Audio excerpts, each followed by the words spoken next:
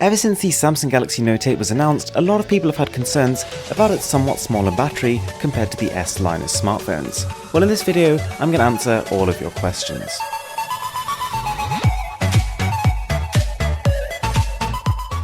So this is more or less the ultimate Android comparison. We have the Oneplus 5, Galaxy Note 8, Galaxy S8 Plus, and then the S7 Edge from last year.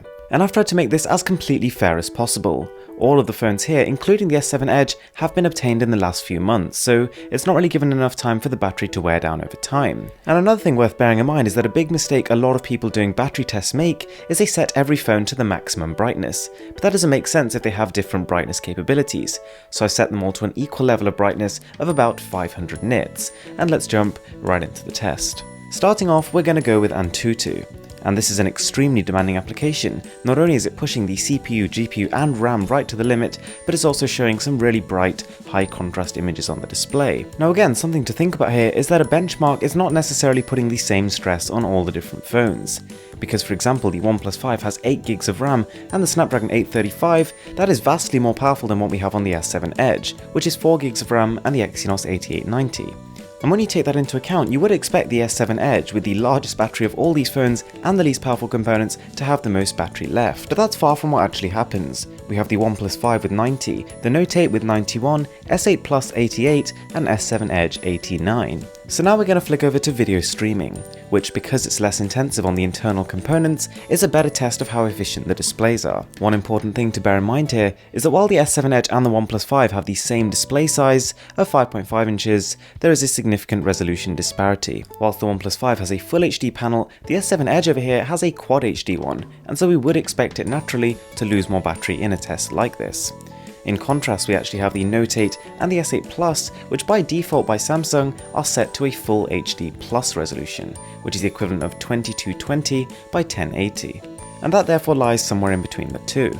And this test ends with the OnePlus 5 and Note 8 tied right at the top with 83%, and the S8 Plus and S7 Edge trailing behind with 79 and 80. So the plan now is to run the camera for a bit and then jump straight into gaming.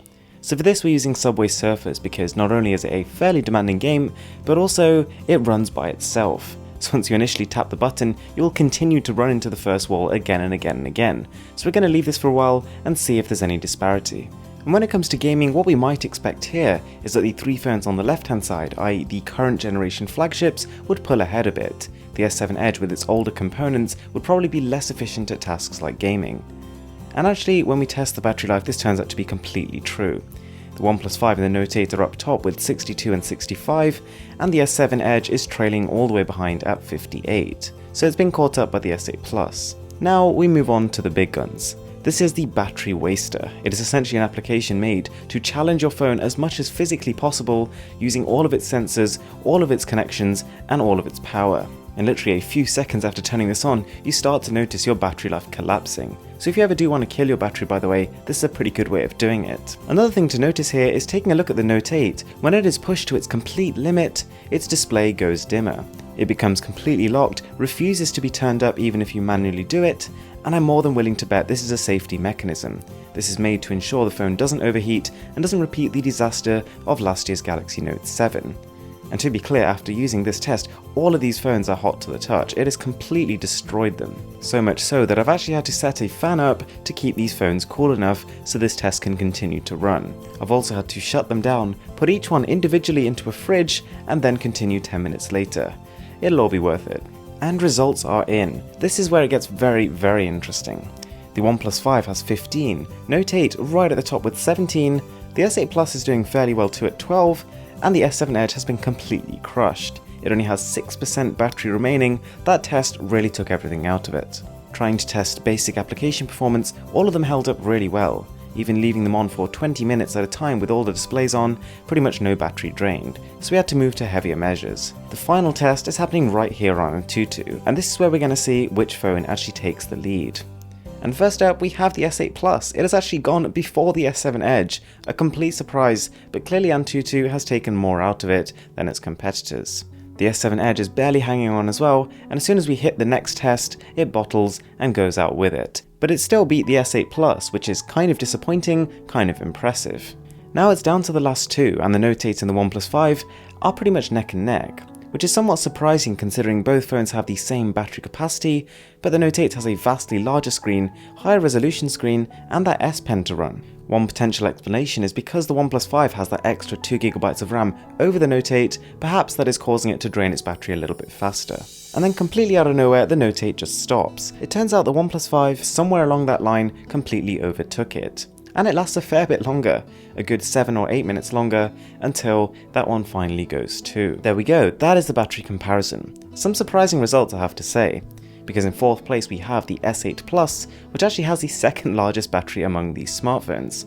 Now clearly that large display, combined with maybe some not so great optimization, has led this one to completely bottle it. It was actually doing better than the S7 Edge right until that last Antutu test, and then for some reason that just didn't do it any favours whatsoever. The S7 Edge ended up coming in 3rd place, which to be honest could be about what we expected given it has both strong positive things going for it and strong negatives. It has a higher resolution screen, which means more pixels to push, and it's got less efficient components inside it. It is a year behind in terms of the manufacturing process. On the other hand, it has a smaller display and the biggest battery of the lot, which somewhat offsets this. To be honest, I was very surprised that the Note 8 came in 2nd place. Given its on-paper specifications, it should have been draining battery like nobody's business, but maybe Samsung really has put together some really good software to take advantage of it, and maybe it is more efficient now. And right at the top we have the OnePlus 5, which has kind of stolen the show a little bit. It is the underdog in this situation because the phone is so slick and so slim, you don't really expect it to be packing much in terms of battery life. But to be honest, it's managed to squeeze 3,300 mAh into a body where you really can't tell. And given it only has a 1080p resolution to push, and only a 5.5-inch screen size across which to do it, it quite easily manages to edge out the competitors. Thanks a lot for watching, I'm Mr. Who's the Boss, and I'll see you guys next time.